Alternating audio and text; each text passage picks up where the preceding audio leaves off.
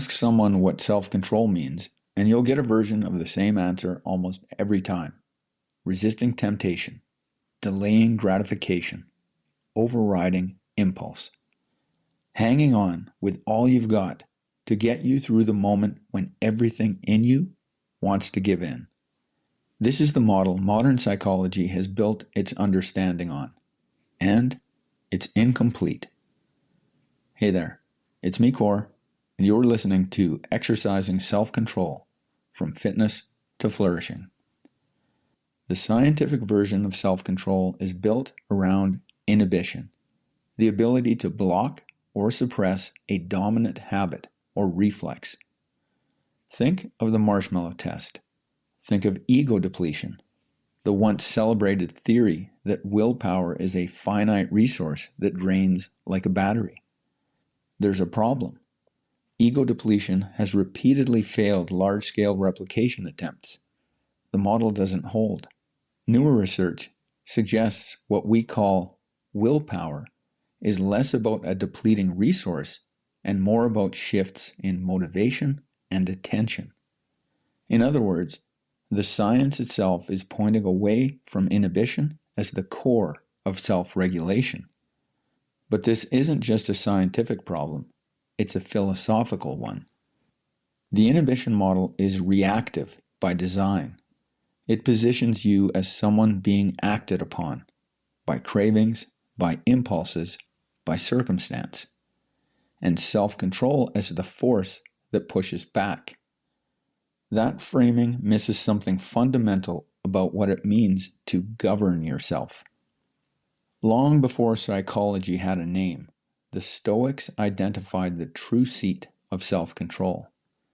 They called it proeresis, the faculty of choice, judgment, intention, and assent. Your capacity to decide what you value, what you pursue, what you attend to, and what you refuse. For the Stoics, the self in self-control was never the impulse. It was never the craving or the emotion or the automatic response. The self was proeresis, and control never meant governing that faculty, not suppressing what arises, but directing what you choose. This is not a subtle distinction. It changes everything. The inhibition model asks, can you resist? The Stoic model asks, what are you choosing? One is reactive. The other is proactive. One considers you as a dam holding back a flood. The other considers you as the architect directing where the water flows. Understood through the Stoic lens, self-control is the governance of choice. And choice operates across more dimensions than most people realize. You cannot control the thoughts that arise, but you can choose what you attend to. Direct your attention deliberately, and you change what gains power over you. This is not inhibitory suppression, it's selection. You cannot control what happens to you, but you can choose the meaning you assign to it. The Stoics called this the discipline of assent.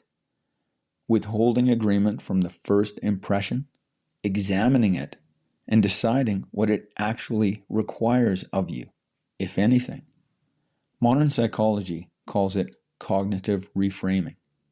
The Stoics were doing it 2,000 years earlier.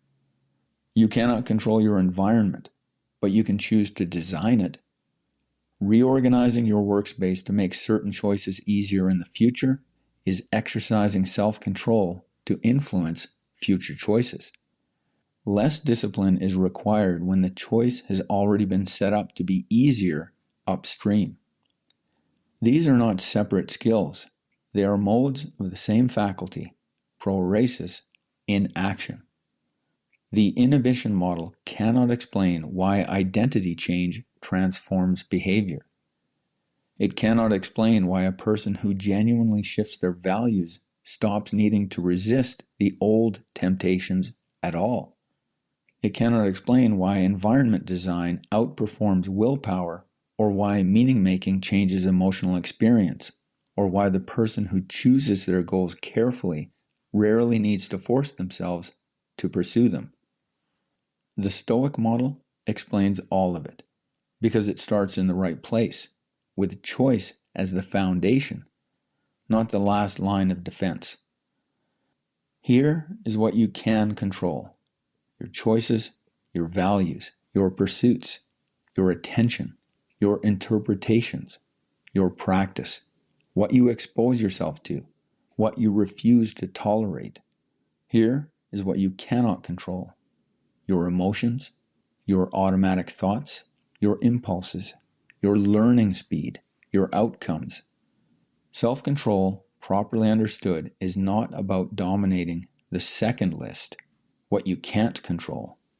It's about governing the first, what's up to you. That faculty, proeresis, the power of choice, is the only internal lever available to you. It's also the only one you need, because every internal improvement is an act of choice, and every external improvement is outside your control.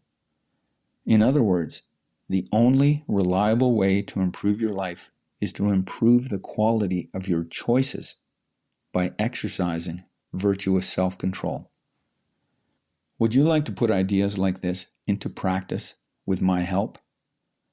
On April 2nd, I'm launching a school community called Exercising Self-Control. The community exists for one reason: to help you use your body to train your mind. Discipline is the outcome. Inside, you'll track your ACT score. How many days in a row can you follow through?